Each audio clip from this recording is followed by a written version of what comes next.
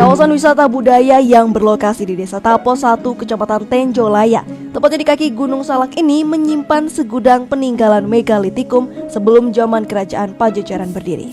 Kawasan Arca Domas, situs Cibalai banyak dikunjungi pengunjung. Selain tempatnya sejuk, pengunjung dapat mengetahui situs tersebut oleh para juru pelihara atau jupal. Dari beberapa situs yang ada, Batu Tapa menjadi koleksi tambahan di kawasan ini. Situs ini tidak jauh, tepat di atas situs Jami Pincing yang berjarak hampir 500 meter. Perjalanan menuju situs tersebut masih melalui jalan setapak dan tingginya semak belukar.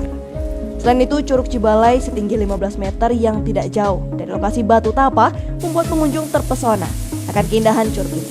Selain wisata budaya dan wisata alam, kawasan situs yang berada di Taman Nasional Gunung Halimun Salak II sudah dipasangi papan perlindungan undang-undang agar tidak dirusak oleh tangan-tangan jahil. Selanjutnya, situs Kebun Kopi menambah koleksi akan peninggalan megalitikum. Setelah merapikan rumput ataupun semak dan dedaunan, juru pelihara menemukan situs-situs lainnya. Dari Tenjolaya, Kabupaten Bogor, Mande Jajar melaporkan untuk DMIK.